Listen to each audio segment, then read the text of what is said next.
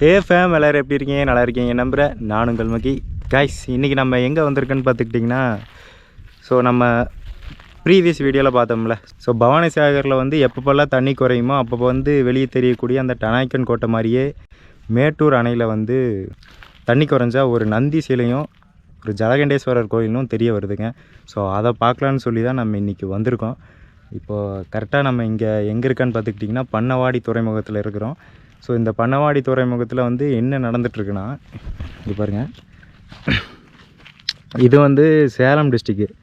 So இங்கேருந்து அந்த பக்கம் போகிறாங்க, அமௌண்ட்டு பைக்கெல்லாம் ஏற்றிட்டு அமௌண்ட்டு கொடுத்து அந்த பக்கம் போகிறாங்க. ஸோ அது வந்து தருமபுரி டிஸ்ட்ரிக்டான். இங்கேருந்து சேலம் டிஸ்ட்ரிக்ட்லேருந்து தருமபுரி டிஸ்ட்ரிக்கு இடைப்பட்ட தூரம் தான் இந்த ஒரு இடங்க. இது இப்படி தாண்ட முடியல அப்படிங்கிற ஒரு ஆப்ஷன் இல்லைன்னா இவங்க வந்து 100 கிலோமீட்டர் சுற்றி தான் அந்த தருமபுரி டிஸ்ட்ரிக்கு உள்ளே போகிற மாதிரி இருக்குமாங்க. ஸோ அந்த ப்ராசஸ் வந்து இங்கே நடந்துகிட்ருக்கு. ஸோ மேலேயே வந்து பார்த்திங்கன்னா மீன் சாப்பிட்றதுக்கு உண்டான கடைகள்லாம் அங்கே இருக்குது. அதெல்லாம் அப்படியே பார்த்துட்டு இப்போ வந்து நந்தி சிலைக்கு வந்து எப்படி போகணுன்னா, இந்த வழியாக போயிட்டு அப்படி லெஃப்ட் எடுக்கணும். அங்கே போயிட்டு யாராவது பரிசல்காரங்க இருந்தால் அவங்கக்கிட்ட கேட்கலாம். ஸோ இருந்தால் கூட்டிகிட்டு அப்படியே போகலாம். எவ்வளோ கேட்பாங்க என்னன்னு தெரியல. ஸோ 50 ரூபா ஏதோ சம்திங் சொன்னாங்க. ஸோ நம்ம போயிட்டு நந்தி சிலை எப்படி இருக்குது அப்படிங்கிறத போய் பார்த்துட்டு உங்களுக்கு வீடியோவில் காட்டுறேன்.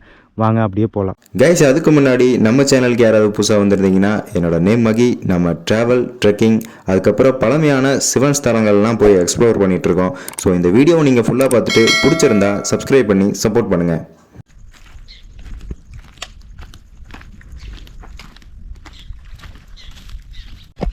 கைஸ், ஃபைனலாக நம்ம வந்து மேட்டூர் டேம் இன்சைடு வந்துட்டோம்.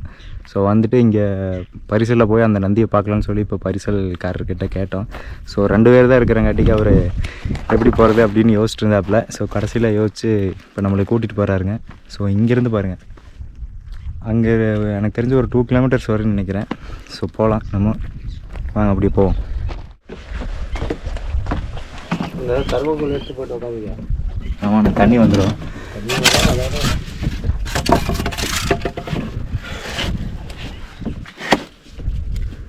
வாடா தாண்டி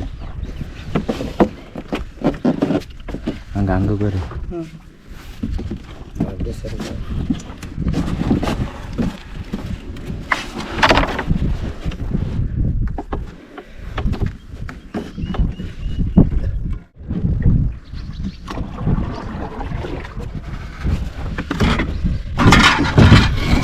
ஆனால் நிறைய பேர் வராங்க, ஏன்னா அந்த சிலையை பார்க்க.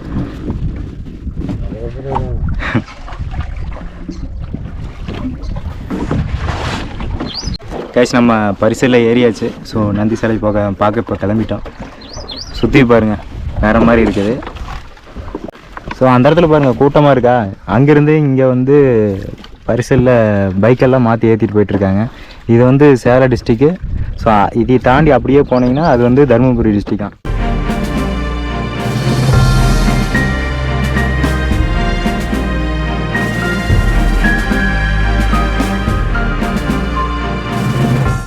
இந்த வெளியிலேருந்து வந்தது கூட நிறைய பறவைகள்லாம் இங்கே வந்திருக்கு. நிறைய வந்து மக்களே, நம்ம வந்துட்டோம் நந்தி பக்கத்தில். உங்களுக்கு தெரியுதான்னு தெரில, அங்கே பாருங்க.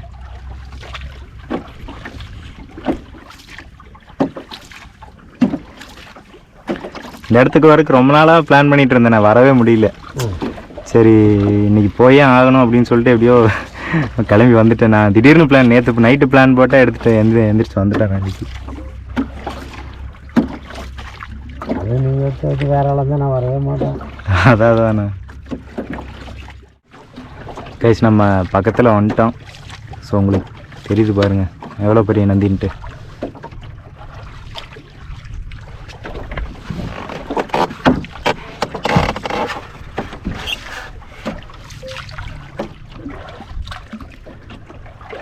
ஸோ பெரிய நந்தி, அதுக்கு பின்னாடி ஒரு சின்ன கோயில் மாதிரி ஒன்று இருக்குதுங்க.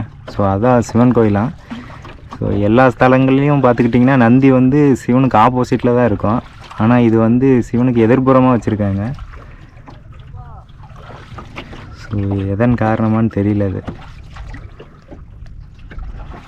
ஸோ முற்றிலும் வந்து கற்களாலே செதுக்கியிருப்பாங்க போல். வேறு மாதிரி இருக்குங்க பக்கத்தில் போக போக.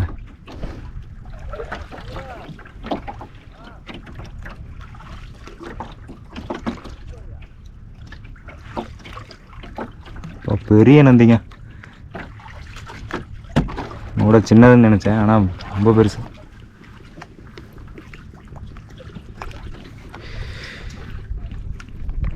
மேலே ஏறுவோங்கண்ணே. ஓகேண்ணே. கைஸ், நம்ம அந்த நந்தியை பார்க்க வந்தோம்ல, இங்கே பாருங்கள். அப்பா, அந்த நந்தி மேலே தான்ப்பா நின்றுருக்கோம். அந்த தூண்கள்லாம் செதுக்கி வச்சுருக்காங்கல்ல, அங்கே தான் நின்றுருக்கோம். வேறு மாதிரி இருக்குது. என்னது சந்தெல்லாம் போகிற மாதிரி இருக்குதுங்க. இங்கேருந்து பார்த்தா அந்த பக்கம்லாம் தெரியுது.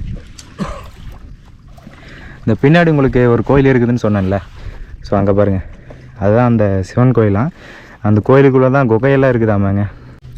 இந்த கோயில் வந்து ஒரு மர்மமான கோயில். 9ஆம் நூற்றாண்டில் கட்டப்பட்ட ஒரு பழமையான கோயில்னு சொல்கிறாங்க. அந்த காலத்து மன்னர்கள் வந்து இதெல்லாம் கட்டியிருக்குறாங்க. அங்கிட்டு நட, பொறுமையாக போடா. தாண்ட முடியுமா? தாண்டலாம் முடியாது.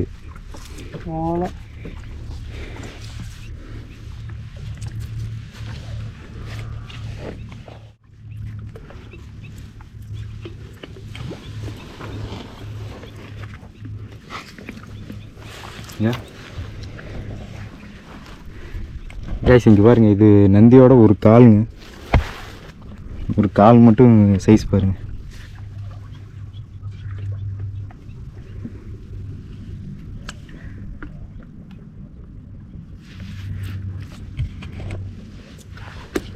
உள்ள எதாவது இருக்குமாண்ணே? எது இருக்காது, யாருக்கும் தெரியாது.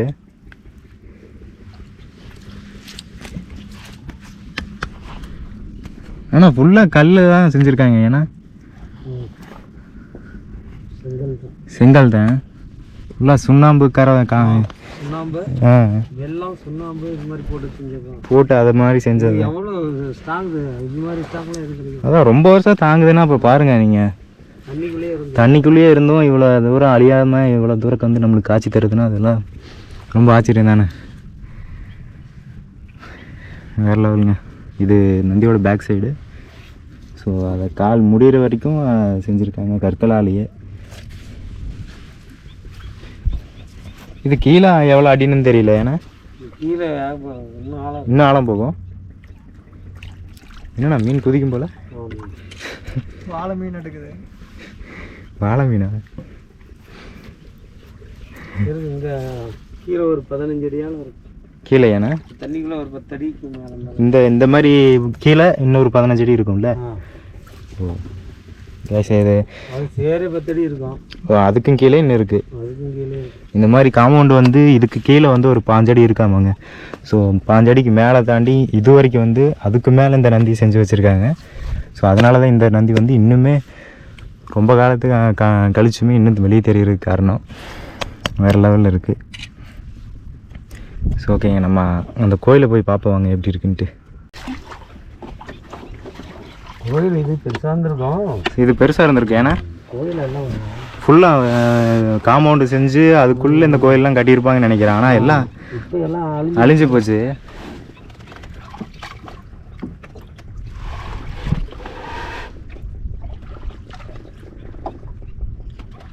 ஆனால் இங்கே சுயம்புவாக வந்த மாதிரி தானே சில பார்த்தேன் நான். அப்படி தான் இருக்கா?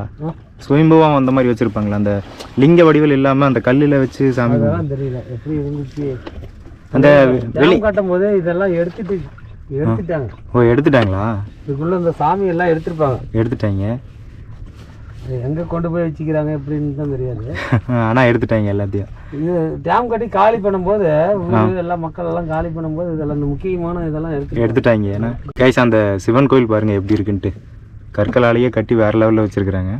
ஸோ இது வந்து எங்கே இருக்குதுன்னா அந்த நந்திக்கு பின்னாடிங்க. எப்பவுமே வந்து நந்தி ஒரு 25 மீட்டர் இருக்கும். 25 மீட்டர் டிஸ்டன்ஸில் பின்னாடி வச்சுருக்குறாங்க. எப்பவுமே வந்து நந்தியை ஆப்போசிட்டில் திருப்பி வச்சுருப்பாங்க. பட் ஆனால் அங்கே பாருங்கள், இந்த இடத்துல கொஞ்சம் வேறு மாதிரி இருக்குது.